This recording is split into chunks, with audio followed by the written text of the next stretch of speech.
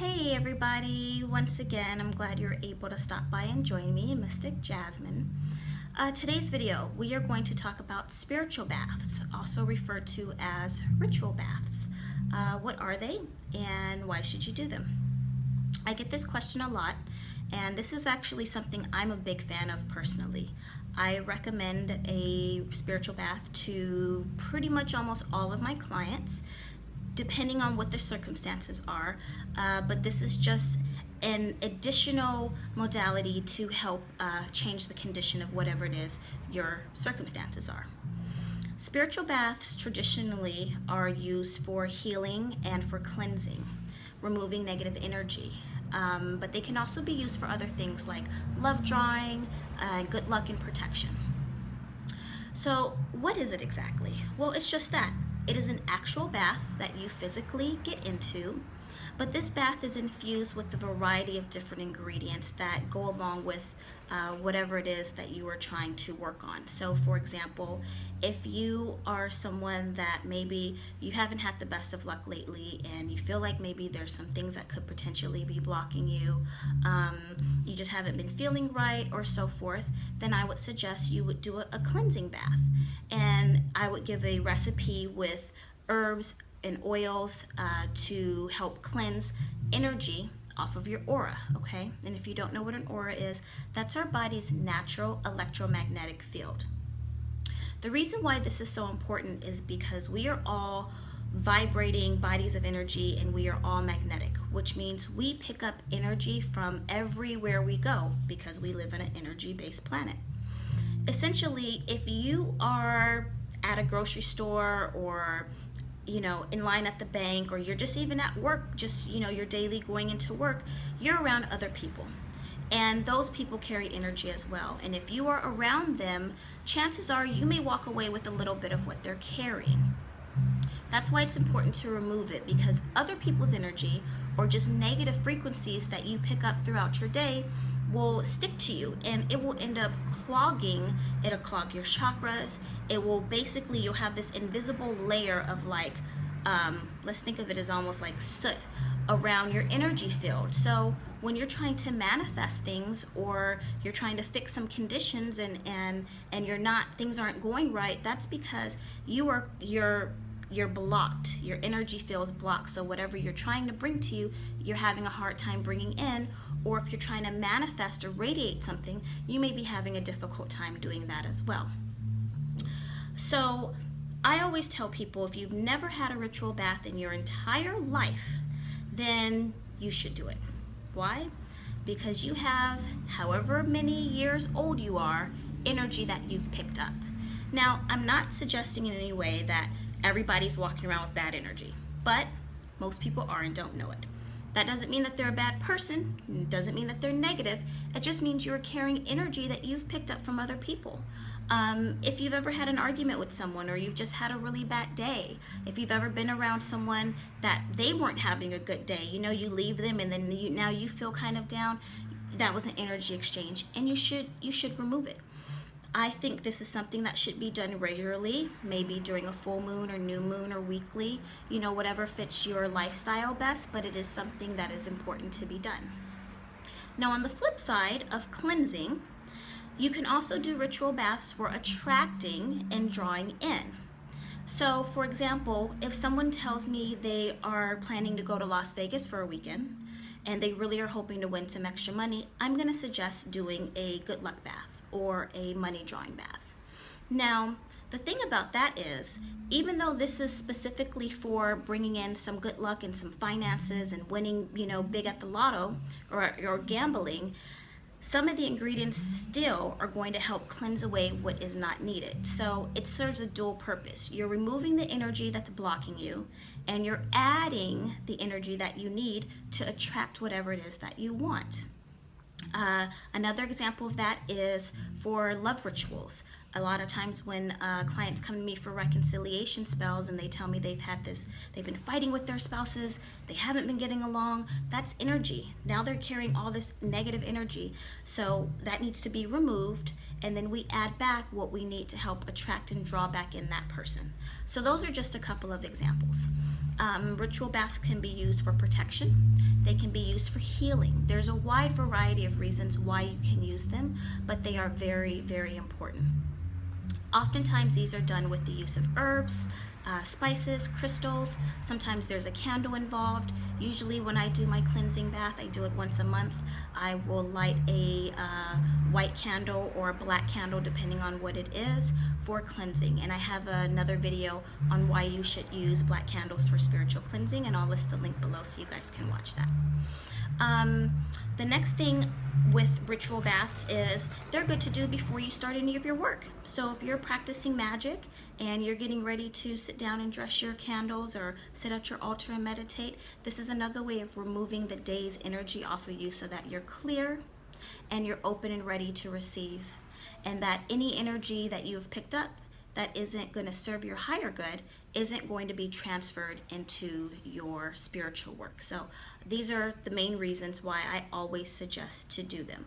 Back in the day, you know, before we really had traditional Western medicine, when people were ill, they would have them do a spiritual bath of a combination of herbs, or I don't want to say spiritual, but a healing bath with a combination of herbs. But it also, of course, because our minds and our bodies are connected to our spirit, then it ends up healing us as a whole. The benefits of it also, when you first get out of a ritual bath, you will immediately feel the difference. You may feel lighter. You'll feel like something has been lifted off of you. And I'm going to say 9 out of 10 people that I suggest to do this all tell me that they've noticed that their luck has changed, or maybe they aren't feeling, you know, maybe they've been feeling a little down or a little off. They're feeling a little bit better.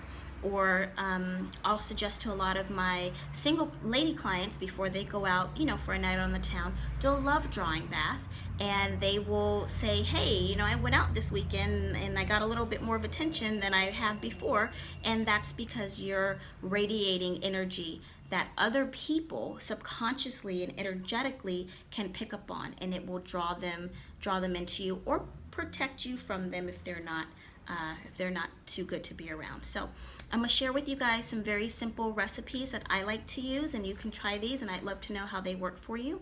So the first one is for cleansing. Very simple, very, very simple. You need one ingredient: salt. I like sea salt and I like kosher salt, but don't go running out buying no expensive salt. If you have table salt at home, then that's perfectly fine. You draw yourself a bath, and you take maybe about a handful of salt and sprinkle it in there and submerge your body into the water. Now, just note, this is not a physical cleansing bath. So you're not putting bubbles in it, you're not scrubbing, you're not shaving, you're not doing any of that.